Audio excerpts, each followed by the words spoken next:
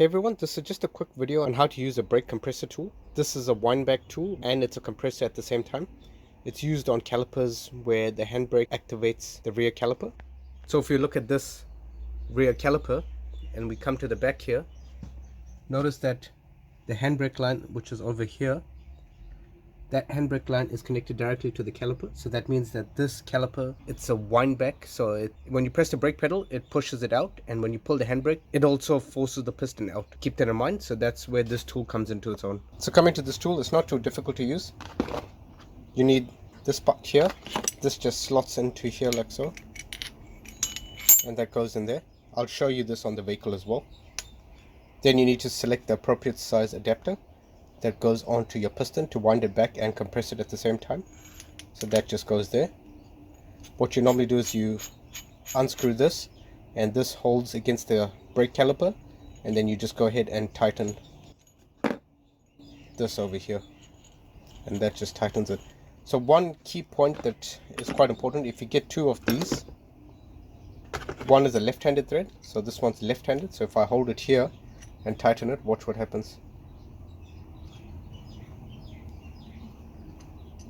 If I do the same on this one,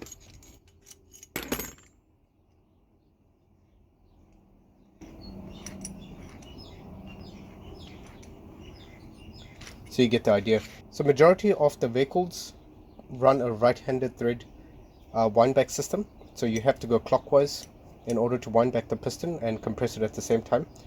You might get the odd case where this will come into its own, but most of the Audi VW group and most of the Japanese stuff uses just a normal clockwise tool to go and compress the piston in.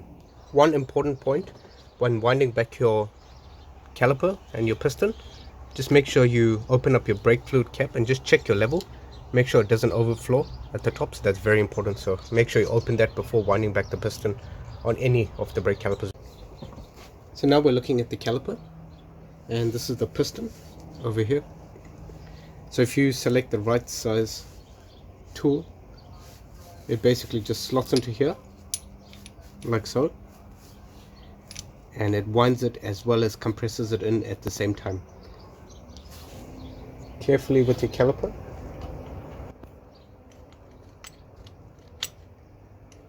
So you just want to go and find the spot where it goes into the caliper. So if I bring it in here, so looking there, look how it goes into the caliper there, and you just want that tool to sit on the caliper, on the outer part of the caliper over here. Go anti-clockwise on this part of the tool so it jams against the caliper, and now we can go clockwise. So hopefully you can see that a bit better now. Now just go ahead and tighten this in. It does require quite a bit of force.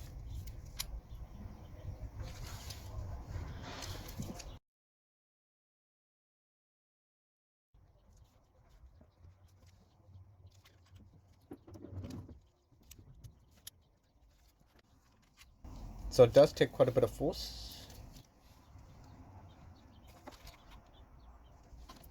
So you get the idea. You just keep compressing it that way and tightening it, and when you're finished,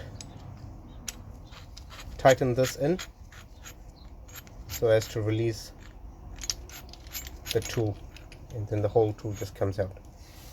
Sometimes you might find that this binds over here. You want to just use your finger and just carefully just lift the boot up so it removes the air from here. And you also want to make sure it's clean like this. If you notice the whole piston, it's very clean around the boot area. Make sure yours is clean as well. You can use a bit of warm water, a little bit of soap or something similar, and just clean it up. Don't use brake because it can be quite harsh on rubber. Preferably just use a cloth and some water and just clean up the area. That way that'll prevent any dirt from going near the boot and possibly entering near the piston seal. So that's how you use the tool. Thanks for watching, everyone. Please check out my other videos if you want to see the full process on how to change brake pads, and if you want any other tips, check out my Brembo Brake Pad tips. It's for 4-part system. Thanks for watching, everyone. See ya. Just a quick bonus tip if anyone stayed to the end. Tip I can give you is you can pull out the slide pins that just go into the caliper bracket over here. So if you look there, that's a slide pin over there, and it's just pulled off from the bottom. So I recommend just pulling them off and just re-greasing them if they need to be greased. Use what your manufacturer recommends, and that's quite an important tip. Also, don't forget to either get new hardware, like I always say, brake hardware, or just give your existing hardware a good clean. So you don't want to use something too abrasive because you will take off this coating, so just remember that. Make sure your hands are clean while doing this. This is just how I like to grease up the brake pads. Put a little bit. I never put excessive amounts of grease, as I've said it previously. And then just take the brush like I've shown you earlier and just basically lubricate up all the ears of the brake pads. If you want to see this in detail, you can watch my other videos.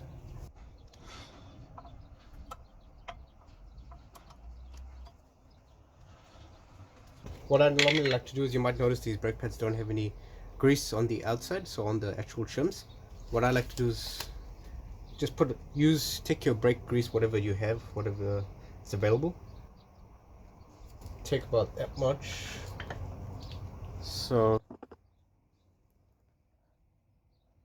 I've put about that much there. Now I'm going to spread it out between that point, the bottom point, and the piston. You do not need to go heavy on the grease. Less is best because you don't want this grease to pick up dirt or something similar. And if it's rubber safe grease, even if it goes on the boot, it's fine, generally speaking. So that's why you want to make sure you get appropriate brake grease and not just any standard grease. It has to be safe on rubber parts, so that's quite important. So just lubricate that area there. You don't need a lot, and then you could go ahead and slot your caliper in. Thanks for watching, everyone.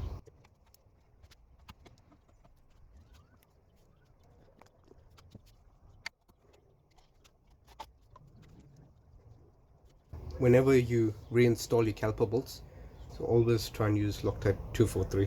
Just another tip if anyone stayed to the end. So you just want to go in there, just put that much in.